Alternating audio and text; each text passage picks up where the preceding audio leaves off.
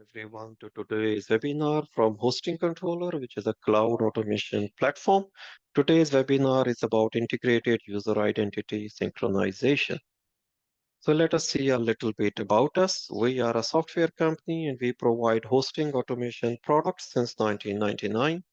We have a customer base of around 2,000 hosting companies in around 125 countries worldwide. We specialize in automation of Microsoft products, including Microsoft Exchange, Active Directory, Skype for Business, SharePoint, Hyper-V, and others. So let us see the problem today's webinar is about. It is about user identity synchronization amongst all the applications that an organization is using. So as you can see on the right side, a typical company between 1 and 100 employees could be using up to 102 applications, and larger organizations with more than 1,000 employees are typically using up to 288 applications. Where are all of these applications running? Some applications are still running on premises in their own data centers or in their own co-locations. Some other applications have moved to large public clouds like Amazon AWS, Microsoft Azure, and others. And many other applications are still running as SaaS, hosted SaaS solutions, which are hosted by the SaaS company. So keeping track of which users need to have accounts in which applications and with what permissions is becoming a more complex task, demanding more structure and automation. So today's solution suggests using a Microsoft Active Directory server, which is shown here, as the single source of truth for all identity and access related data. Why choose Microsoft Active Directory? This is because Microsoft Active Directory is already used by more than 90% of Fortune 1000 companies and around 70 to 80% of other smaller companies already. So it's most likely that your organization is already using Microsoft Active Directory to maintain some of its identity and access data. And if not, you can always use a Microsoft Active Directory instance to keep track of all of your identity and access management. And that master Active Directory server will then serve as a single source of truth for IAD data. This means that when a user joins, its user account is created in the master Active Directory server, and when it goes off, the record is removed from the master Active Directory server. And when the user is moving within the organization, its user accounts, permissions to different groups and policies keep changing. And then this master Active Directory serves as a single source of truth from where we take data onto all the other sources. So this is done through an integrated provisioning mechanism. What happens is that we have some upstream master servers where the user account is originally created. In this case example, we are showing an HR system used by the organization. So when the user joins, the user account is created in the HR system. When the user leaves, the record is removed from the HR system. And when the user moves within the organization, the HR record is updated within the HR system, which in our case is an upstream master. From there, it comes to this business rules engine. And this business rules engine maps that user account onto this master Active Directory server, and it chooses what groups memberships are to be given to this user and what other policies and permission needs to be set. Once this record is properly configured here in this master Active Directory server, the user account is then synchronized to all these heterogeneous targets with the help of HostingController products, which are different types of connectors, which are open source artifacts that are used to take data from this master Active Directory server and synchronize it onto all of these targets. So because this is a complex task, so it needs some structure to handle it properly. The first step is to bring structure to an organization's identity data. This is done once by mapping the organizational structure onto an Active Directory organizational units. So as you can see on the left side, there is this organizational structure chart, and it is mapping all of these placeholders onto other placeholders within the Active Directory organizational units hierarchy. So it may have, for example, places for sales, support, administration, finance, and then there are corresponding places here in the Active Directory where this placeholder is mapped onto this placeholder. Once this structure is done, then we need to control the access through role-based access control.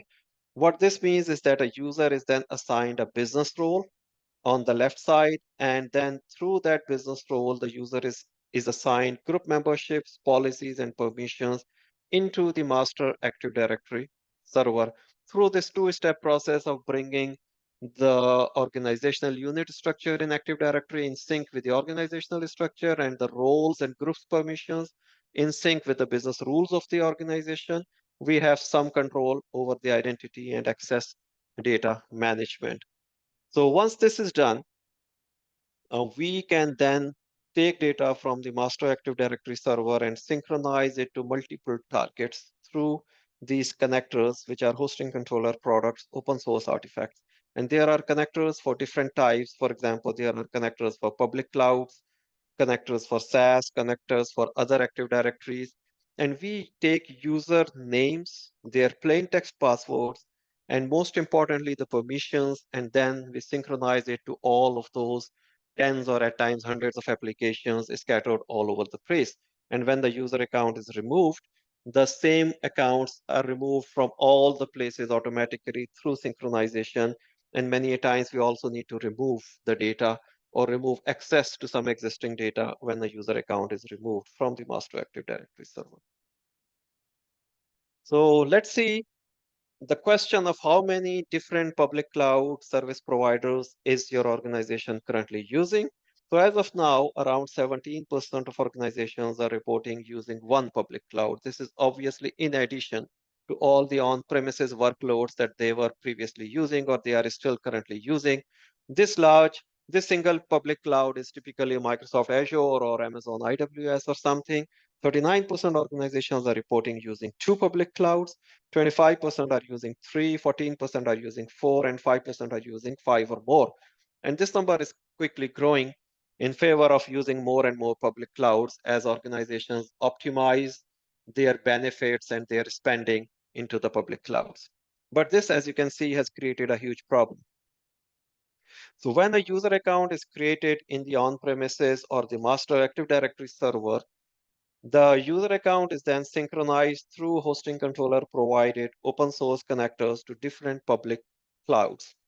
And if the public cloud is using an IAM system, which is an identity and access management system, then it is more than just a user account repository. They have their own groups and permissions and policies.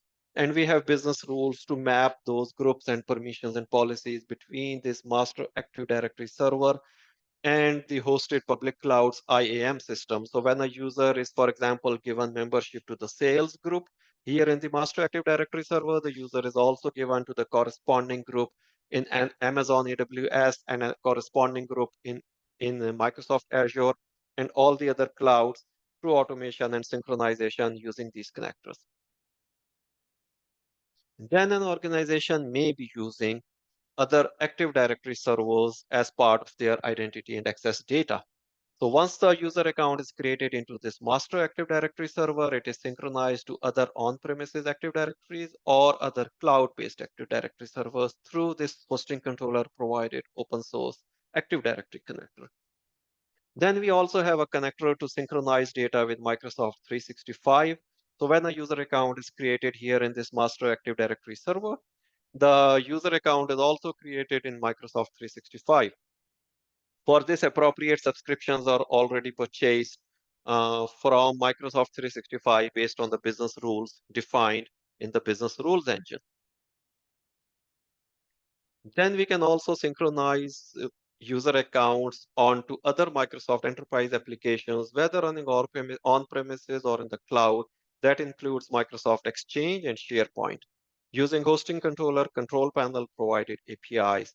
So when a user account is created here in Master Active Directory server, we can create, for example, mailboxes in other on-premises deployed Microsoft Exchange servers, and the mailboxes will have all the provisioning attributes as per the business rules configured in the business rules engine.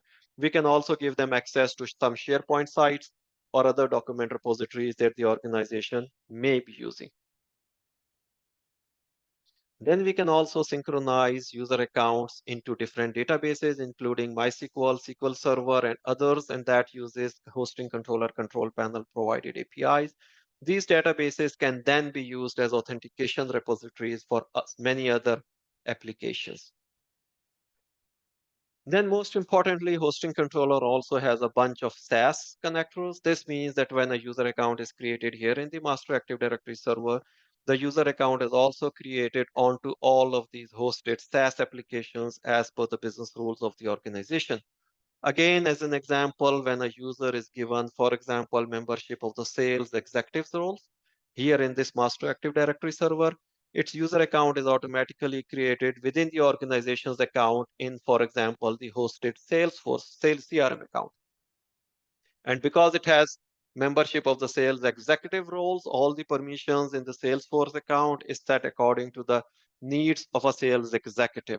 So for example, if another user is given the permissions or the group membership of, let's say, sales analytics group here in Master Active Directory, then the same user account is again created in the Salesforce hosted SaaS installation, but this time with different permissions needed for the sales analytics role. So that's how an organization maintains all the business rules for all of these SaaS in one place through all of our open source connectors.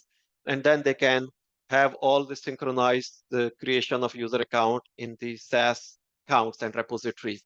And again, most importantly, when a user account is removed from this master Active Directory, the user account is automatically removed from all of those SaaS where the user account was ever created.